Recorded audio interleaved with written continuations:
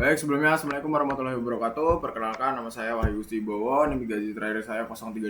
Saya dari kelas Praktikum B TRO 2024. Di sini saya ingin menjelaskan tentang arsitektur dan fondasi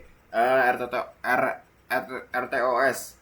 Yang pertama di sini kita akan pastinya memahami tentang transisi pada pola bare metal menuju manajemen sistem tersemat yang dimestristik dan terstruktur. Presentasi ini dirancang untuk insinyur perangkat tertanam, mengembangkan framework dan mahasiswa teknik, menekankan konsep, mekanisme penjadwalan, manajemen memori, dan contoh implementasi pada platform populer. Nah, oke, apa itu RTOS dan karakteristik utamanya? RTOS adalah Real Time Supporting System, di mana sistem operasi yang dirancang untuk menjamin respon waktu nyata yang deterministik. Berbeda dengan OS umum, RTOS ini mengungkapkan waktu respon, kapasitas eksekusi, deadline, dan stabilitas saat menjalankan banyak tugas konkurren.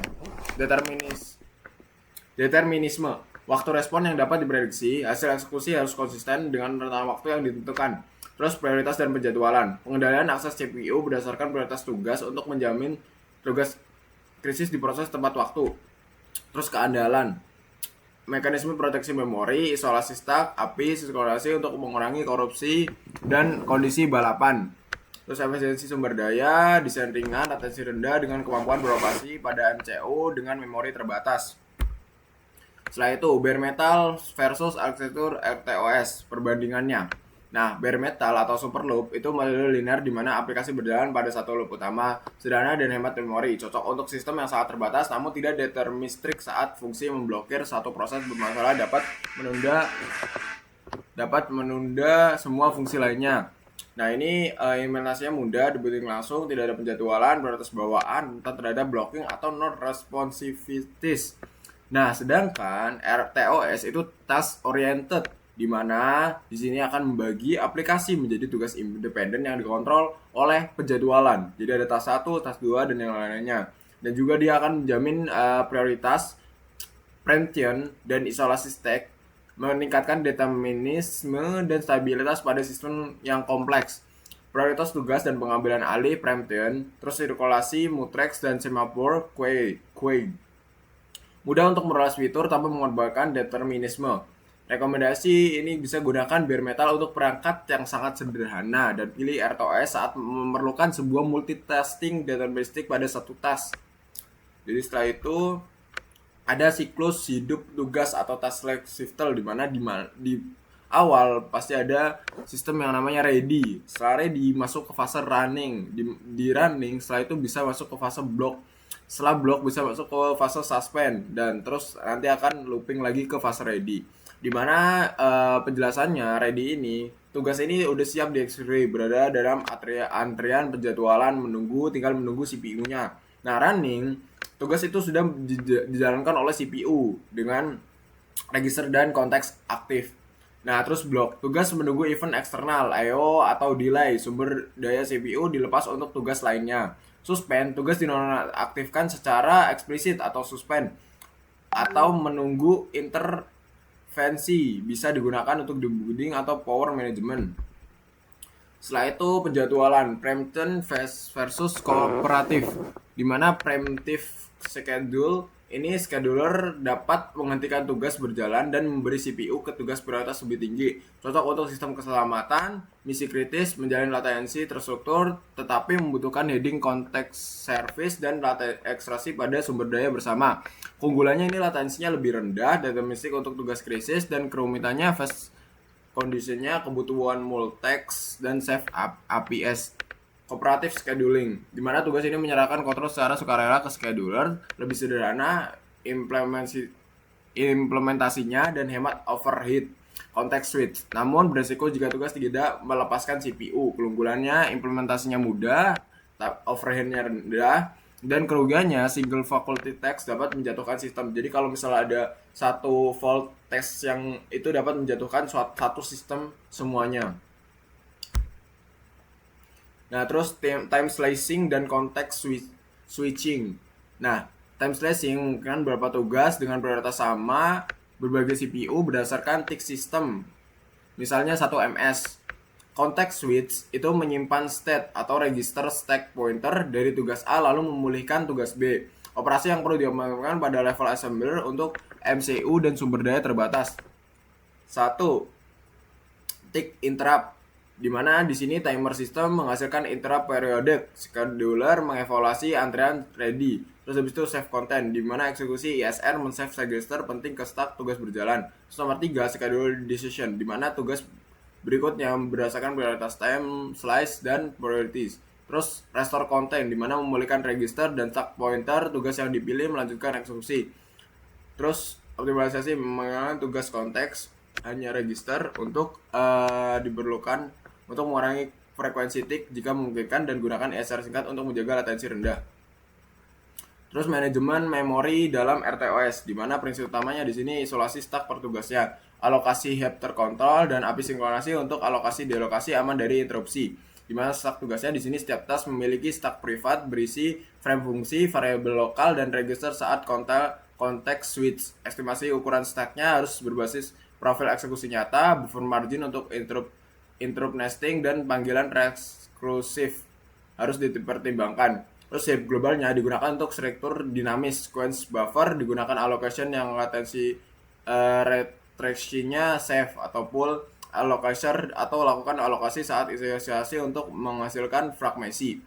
Sinkronasinya memorinya multitext dengan priority interhead, semapur untuk signaling, ring buffer, lock system untuk komunikasi antar task atau ESR. Nah, implementasinya di ESP dan STM. SP dual count marker SMP pada 2 inti ideal untuk memisahkan stack komunikasi Wi-Fi atau Bluetooth dan kontrol real time. Tantangannya itu konekuensi antar core-nya, terus akses peripheral bersamanya, dan manajemen daya saat Wi-Fi-nya aktif. Terus STM32 di single core itu fokus utamanya pada demonstrasi mikrodetik dan efisiensi energi. Context switch sangat cepat, ideal untuk kontrol presisi tinggi pada ADC, PWM, dan peripheral waktu nyata. Pengembangan sering menggunakan interrupt defense system RTOS ringan. Nah, setelah itu kasus nyatanya pada prioritas sistem kendaraan, di mana di sini ada sensor REN dengan prioritas tinggi. Dengan sinyal interupsi harus prioritas lain. Deadline selama kurang dari 10 milisecond. Implementasi SR, minimal processing, notify high priority, task via semapur atau queue. Terus ada contoh kedua yaitu kontrol mesin. Prioritasnya ini menengah. Loop control PID dengan jitter minimal. Gunakan timer hardware dan advantage jika multi-core tersedia. Terus infotainment, prioritasnya ini sangat rendah. Grafis dan login dapat dengan task di lower priority atau di core terpisah untuk menghindari intervensi. Nah, demonstrasi praksisnya ini dapat digunakan pada monitoring LED dan sensor DHT SP32 dengan inisiasi, scheduling, komunikasi antar task, dan hasil validasi. Di mana di scheduling nanti ya akan ada task 1, task satunya delay berapa, terus baru masuk ke task 2 dan yang lain-lainnya. Dengan inisiasinya di setup GPIO terlebih dahulu, terus inisiasi driver dari DHT-nya. Terus setelah itu ada komunikasi antar task, hasil pembacaan DHT dikirim melalui QI, task monitoring membaca QI dan mengirimkan log atau telemetri di serial monitor. Hasil validasinya, kedua task berjalan kontinu dengan respon di dosis tetap dijaga walaupun delay dan rate pada pembacaan sensor. Tambahkan buzzer dan stack watermark untuk keandalan produksi. Mungkin untuk materinya, penjelasannya kurang lebihnya seperti itu. Kita lanjut ke penjelasan untuk praktikumnya.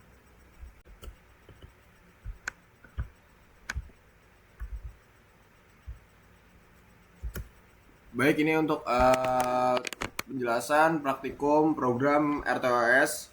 Yang pertama di sini ada include biasa untuk library-nya dan yang lainnya kita define terlebih dahulu LED dan DHT dua-duanya. Untuk di sini ada RTOS ya, RTOS objek, di mana di sini ada static, semapur handle T,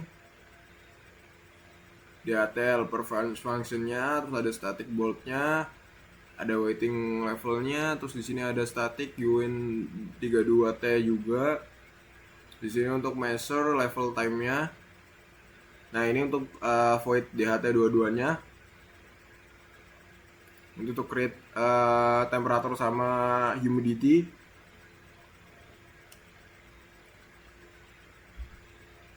Nah, di sini ada GPIO set direction-nya untuk DHT 22.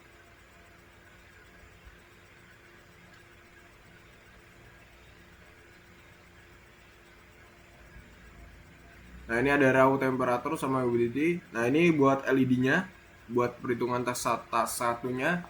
Tas satu itu LED parameter, step 1 ketika LED on, levelnya seperti apa. Nah, ini ada delay 2 detik untuk mengejar. Step 2-nya LED off-nya. Nah, ini juga untuk LED off, text 2 membaca DHT22 lagi.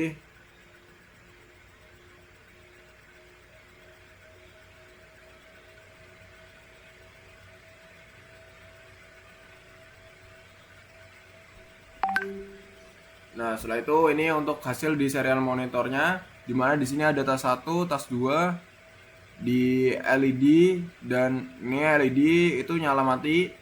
Terus juga ada DHT22 untuk pengukurannya. Kita bisa lihat di sini untuk RLOS, di sini ada tas 1, tas 2. Ketika tas 1 itu nantinya LED off, DHT22-nya. Nah, ini untuk RTOS, jadi dia membagi tas atau membagi tugas, dimana maksimal tugasnya itu tidak terbatas. Dan di sini kita bisa lihat hasil dari praktikumnya.